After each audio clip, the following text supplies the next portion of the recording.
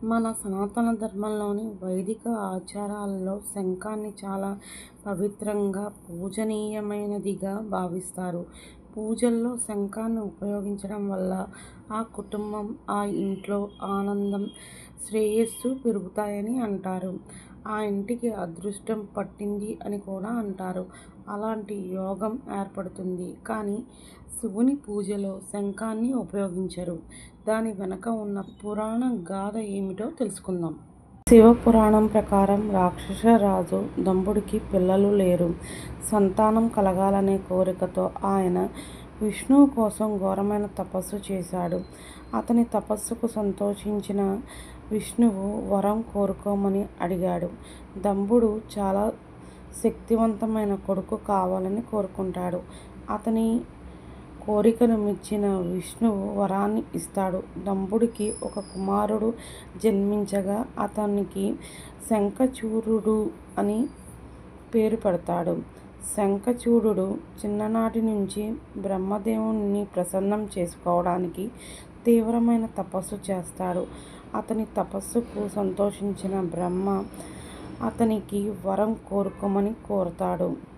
శంఖచూడుడు దేవతల కంటే శక్తివంతుడు కావాలని, దేవతలను ఓడించే శక్తి కావాలని కోరతాడు. బ్రహ్మ శంఖచూడుడికి వరం ఇచ్చి అతనికి శ్రీకృష్ణ కవచం ఇస్తాడు. దానిని ధరించడం ద్వారా శంఖచూడుడు 3 లోకాలను జయిస్తాడు.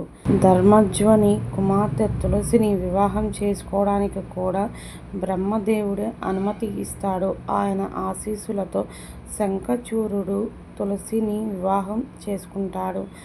బ్రహ్మదేవుడి వరం కారణంగా శంఖచూడుడు అహంకారిగా మారి 3 లోకాలను తన ఆధీనంలోకి తీసుకుంటాడు. అతని దురాగతాలకు లెక్కలేదు. దీంతో విసిగిపోయిన దేవతలు విష్ణువును వేడుకుంటారు. శంఖచూడుడి దురాగతాలను విష్ణువు ఎదుట మొరపెట్టుకుంటారు. విష్ణువు స్వయంగా శంఖచూడుడికి అప్పటికే ఒక వరం ఇచ్చి ఉండటం వల్ల ఈ సమస్యను తీర్చవలసిందిగా శివుణ్ణి ప్రార్థిస్తాడు. దేవతలను రక్షించడానికి శివుడు యుద్ధానికి నాయకత్వం వహిస్తాడు. కానీ శ్రీకృష్ణ కవచం తులసికి తన భర్త పట్ల ఉన్న భక్తి కారణంగా శివుడు కూడా శంఖచూడుడిని ఓడించలేకపోతాడు. శ్రీకృష్ణ కవచం ఉన్నంత వరకు శంఖచూడుడిని ఎవరూ ఓడించలేరని గ్రహించి విష్ణువు బ్రాహ్మణ రూపాన్ని ధరించి శంఖచూడుడి నుంచి శ్రీకృష్ణ కవచాన్ని మోసపూరితంగా దానంగా తీసుకుంటాడు. దాని తర్వాత విష్ణువు స్వయంగా శంఖచూడుడి రూపాన్ని ధరించి శంఖచూడుడి భార్య తులసి పవిత్రతను విచ్ఛిన్నం చేస్తాడు.